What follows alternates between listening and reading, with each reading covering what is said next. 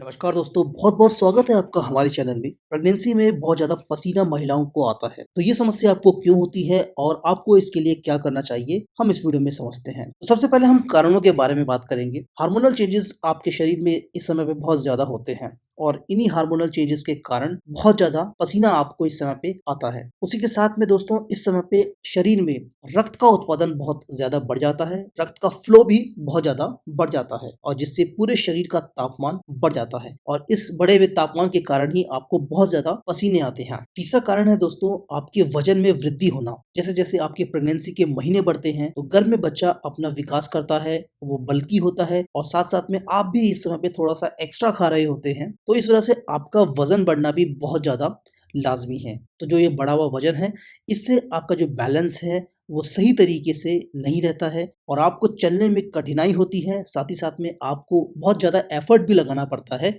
चलने में, जिस वजह से आपको जो एक्स्ट्रा कार्य करने पड़ते हैं, एक्स्ट्रा एनर्जी आपको लगानी पड़ती है, इस वजह से भी आपको बहुत ज़्यादा पसीने आते हैं। चौथा कारण है दोस्तों, इस समय पे आपको कहीं न कहीं पे एक भय-सा रहता है या फिर एक चिंता कह लीजिए, तो इस समय पे जो आपको टेंशन है या फिर नर्वसनेस है, ये भी काफ़ी एक बड़ा कारण होता है कि आपको पसीने आते हैं। नॉर्मली भी हम देखते हैं कि जब हम बहुत ज़्यादा नर्वस होते हैं या हम लोग भयभीत होते हैं, तो हमको पसीने आते हैं और इस समय पे थोड़ा-सा नर्वस रहना, थोड़ा-सा परेशान रहना, ये काफ़ी ज़्यादा आम बात होती है। जो अगला रीज़न है, वो है आपके थायराइड ग्लैंड में चेंज होना।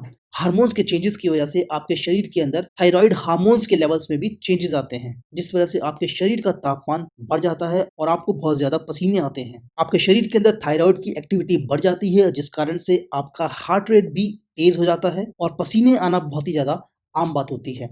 तो जो कारणों में लास्ट रीज़न है वो ये है कि जैसे-जैसे इस समय पे आपका शरीर बड़ा होता है, तो आपके पुराने कपड़े अब आपको टाइट होने लगते हैं। कुछ महिलाएँ क्या करती हैं, उन्हीं कपड़ों को पहनती रहती हैं किसी तरीके से, तो ऐसा नहीं करना चाहिए और इस समय तो आपको ख़ास ख़्याल इस बात का भी रखना चाहिए कि जो आपके कपड़े हैं, वो कॉटन के हों, यानी कि सूती कपड़े पहनें और खुले-खुले कपड़े पहनें। टाइट कपड़े पहनेंगे तो आपको वैसे भी पसीना आएगा। तो दोस्तों ये कुछ कारण होते हैं पसीने के आने के और इनकी अगर हम निदान की बात करें या फिर सॉल्यूशन की बात करें तो सबसे पहले तो आप ये समझ लीजिए कि कुछ के ऊपर आप काम कर सकते हैं, जैसे कि आप कपड़ों के चुनाव इस तरीके से कर सकते हैं जो कि ढीले-ढाले वस्त्र हों, सूती वस्त्र हों, जिससे कि आपको एकदम खुले-खुलेपन का एहसास हो। दूसरा, आपको बिल्कुल भी ऐसे क्लोज़्ड जगह पे नहीं बैठना है जहाँ पे वेंटिलेशन प्रॉपर ना हो, मतलब ऐसी स्थान का आप चयन करें जहाँ पे हवा बाहर से अंदर भी आ रही हो और फिर बाहर भी जा रही हो, ताकि आपको सफोकेशन ना हो, नर्वसनेस फ़ील ना हो और आपको पसीने ना आएँ। शरीर को इस समय पे हाइड्रेट रखना बहुत ज़्यादा ज़रूरी है। इसके लिए आपको